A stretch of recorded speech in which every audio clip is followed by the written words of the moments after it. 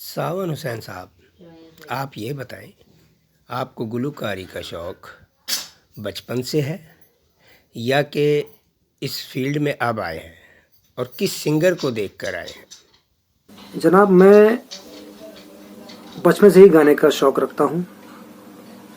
School में कविताएं सुनाया करता था अपने टीचर्स को, और जो सुबह सुबह मॉर्निंग में जो हम स्कूल जाया करते थे तो जन गण मन अधिनायक जय है, ये देशगान और देश के जो गीत होते हैं देश के प्रति, वो सब सुनाया करता था मैं। और 15 अगस्त 26 जनवरी को मैं भाग लिया करता था। उस समय 7 या 8 साल का रहा हूँगा मैं। जैसे जैसे मैं उम्र बढ़ती गई, लोगों ने मेरा हौसला बढ़ाया और बोले ऐसा है कि आप अच्छा गा लेते हो और इसको आप प्रोफेशन बनाओ। मैंने कहा नहीं, मुझे तो बस शौक़ है गाने का, मैं तो डॉक्टर बनना चाहता हूँ, बस शौक़ है। तो बोले कोई बात नहीं, आप डॉक्टरी भी करते रहना, लेकिन इस टैलेंट को आप मरने मत देना और आप किसी म्यूजिकल ग्रुप को ज्वाइन करो। ऐसे गाते हो, इसमें म्यूजिक तो होता नहीं है, म्यूजिक की जानकारी लो। तो मैं, एक ऑर्केस्ट्रा था हमारे उत्तर प्रदेश बरेली में, उस ऑर्केस्ट्रा में मैं गया। उनके ऑनर से मैंने कहा कि मुझे गाने का शौक़ है, तो बोले अच्छा सुनाओ। तो मैं गाने लगा तो बोले तुम्हारी आवाज़ बहुत पतली है बच्चों की तरह।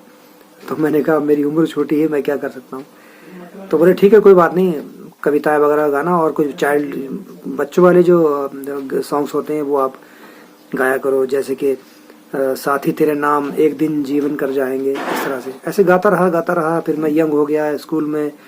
स्कूल के बाद कॉलेज में एडमिशन हुआ। उसके बाद फिर मैं कोचिंग मैंने ज्वाइन की, क्योंकि डॉक्टर बनना था। तो कोचिंग में जब मैं, टीचर्स लोग जब नहीं आते थे कोचिंग में, तो मेरे दोस्त लोग कहा करते थे कि कुछ सुनाओ, कुछ एंटरटेनमेंट हो जाए। तो जब तक टीचर नहीं आते थे तब तक मैं गाता रहता था। अचानक एक बार मुझे मालूम नहीं हुआ कि टीचर मेरे गाना सुन रहे हैं। उस समय किशोर दा का गाना मैं गा रहा था, रोते रोते हंसना सीखो, हंसते हंसते रोना, ये गाना था। और जैसे ही मैंने गाना खत्म किया, पीछे से पीठ थपथपाई टीचर ने और मुझसे बोले बहुत अच्छा। मैं डरने लगा, मतलब डर गया मैं। बोले नहीं, डरो मत, बहुत अच्छा टैलेंट है तुम्हारा, ऐसा करो, अभी पढ़ाई करो और उसके बाद पीरियड खत्म होने के बाद, क्लास मतलब खत्म होने के बाद, मैं आपको साथ में लेके चलता हूँ, मेरे एक जानने वाले हैं, उनका ऑर्केस्ट्रा है। मैंने कहा ठीक है। फिर मुझे ऑर्केस्ट्रा वाले के पास ले गए। वो कहने लगे बीच बीच में इनको को प्रोग्राम्स हुआ करें, तो इनको परफॉर्म करने के लिए आप बुलाया करो।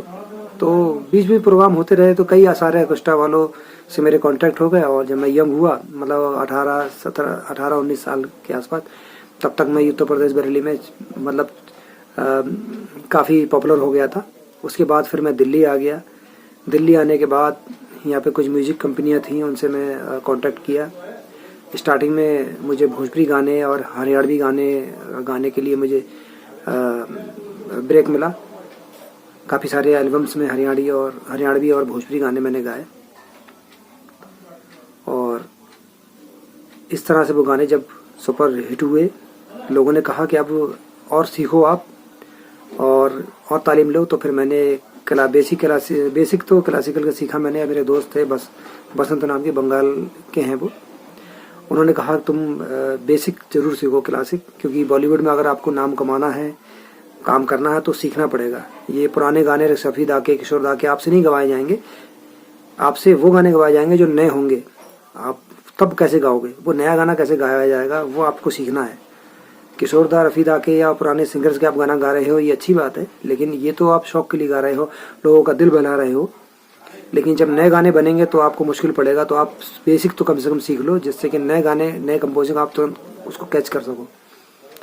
तो उसने मुझे सिखाया, मेरे दोस्त ने सीखा।